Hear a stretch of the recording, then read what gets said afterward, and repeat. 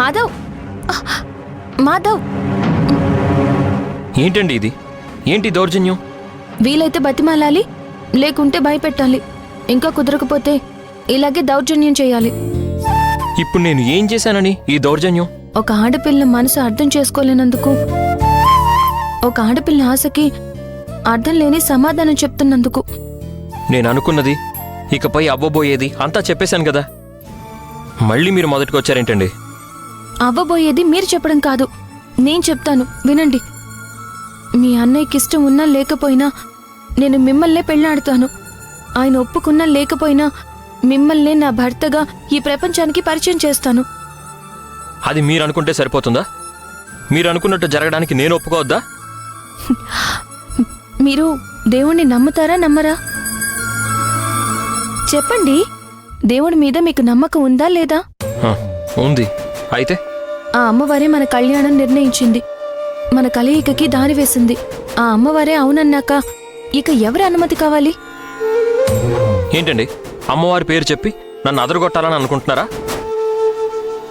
అదరగొట్టడం లేదు, అర్థమయ్యేలా చెప్తున్నాను. జాతకాలు కలవకపోయినా, జ్యోతిష్యుడు ఏం చెప్పినా ఆ అమ్మవారి అనుమతి ఉంది కనుక మన పెళ్లి జరిగి తీరుతుంది. ఇక ఈ విషయంలో తప్పించుకోలేరు, గుర్తుపెట్టుకోండి.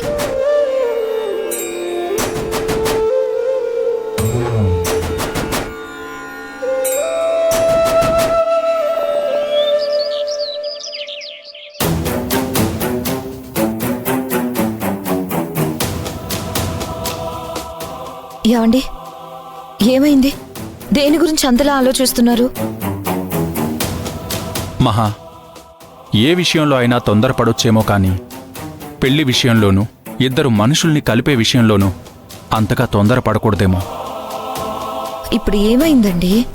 భూమికి మాధవ్కి జాతకాలు కలిశాకే ఒక నిర్ణయానికి రావాల్సిందేమో మహా. హరిప్రసాద్ గారికి ఆశ పెట్టాం, వారికి భరోసా ఇచ్చాం. ఇప్పుడు జాతకాలు కలవకపోతే కుదరదని చెప్పాల్సిన పరిస్థితికి వస్తాం. మీరు చెప్పింది కూడా నిజమేనండి. కానీ రాఘవ ఒప్పుకుంటాడో లేదో నా అపనమ్మకంతోనే కదా మనం తొందరపడ్డాం. ఆ తొందరపాటు ఇప్పుడు ఎటువైపు దారి తీస్తుందో, హరిప్రసాద్ గారి మనసుని ఎంత గాయపరుస్తుందో అని భయంగా ఉంది. ఆ విషయంలో మీరు భయపడాల్సిన అవసరం లేదల్లుడు గారు.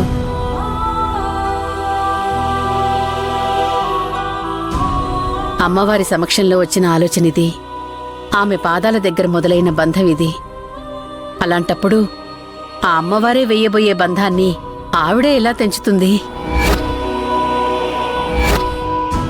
వాళ్ళ జాతకాలు ఖచ్చితంగా కలుస్తాయంటున్నావా అమ్మా? చూడండి, ఇన్నేళ్లుగా దూరమైన అల్లుడు గారు ఇప్పుడు హఠాత్తుగా దగ్గరవడమేంటి? దానికి భూమి మన హోటల్లోనే పారేసుకున్న కాలిపట్టియే కారణం అవడమేంటి? భూమి కాలిపట్టే కారణంగా మనమందరం ఒకటవడమేంటి? భూమిని మన ఇంటి కోడలుగా చేసుకోవాలనే ఆలోచన మనకి రావడమేంటి? ఈ అమ్మవారి నిశ్చయంగా అనిపించటం లేదు. అలాంటప్పుడు జాతకాలు మాత్రం కలవకుండా ఎలా ఉంటాయి?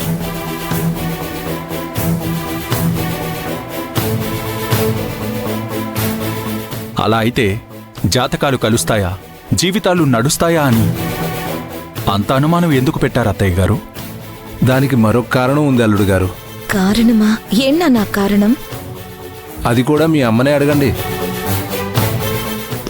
ఏం లేదమ్మా, ఈ జాతకాల కారణంగా అయినా రాఘవ అలేఖ్యల మధ్య ఏర్పడబోయే బంధం ముందుగానే తెంచే అవకాశం దొరుకుతుందని.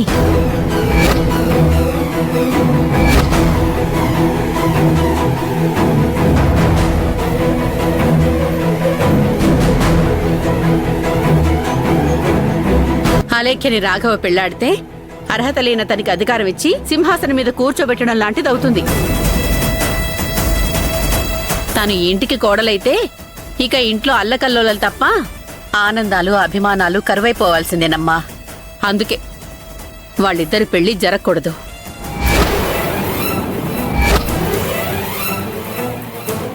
ఆ మాట రాఘవకి చెప్పినా అర్థం చేసుకోడు. అందుకే భూమి మాధవుల పెళ్లి జాతకాలతో ముడిపెట్టాను. అమ్మో అమ్మో చూసేవా అలేఖ్య, అందంగా చందనం పూసి అందులో చీమల ముందు కలపడం అంటే ఇదే.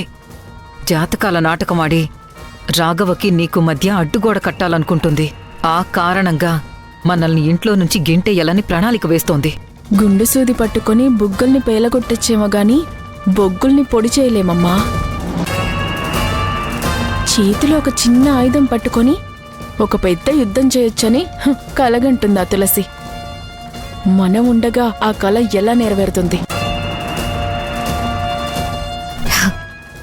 ఇప్పుడు నా మనసు కాస్త తేలిక పడిందమ్మా.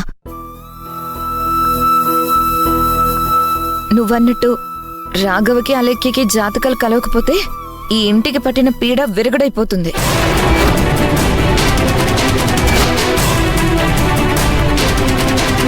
ఆ అలేఖ్య విరూపాక్ష పాదాల చుట్టూ తిరిగే పాముల్లాంటి వాళ్ళు.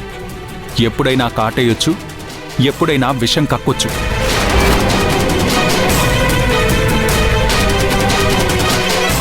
అలాంటి వాళ్ళని ఎంత దూరం పెడితే అంత మంచిది.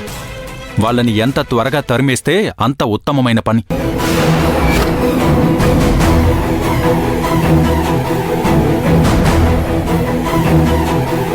ఇప్పుడు అర్థమైందా తులసి ఆలోచన?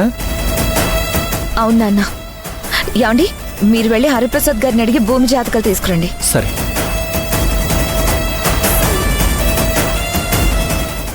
ఇప్పుడేం చేద్దాం అలేఖ్య? ఆ తులసి అనుకున్నట్టు నీ జాతకం రాఘవ జాతకం కలవకపోతే ఏ దారినొచ్చామో ఆ దారిని పోవాల్సిన పరిస్థితి వస్తుంది. వచ్చింది పాతుకుపోవడానికి కానీ పాదాలు తిప్పి వెనక్కిపోవడానికి కాదు. మనం పాదాల చుట్టూ తిరిగే పాములం అంటున్నారు కదా వీళ్ళు. ఆ పాములు కాటేస్తాయని, విషం కక్కుతాయని నిరూపించాలి కదమ్మా. నిరూపిద్దాం.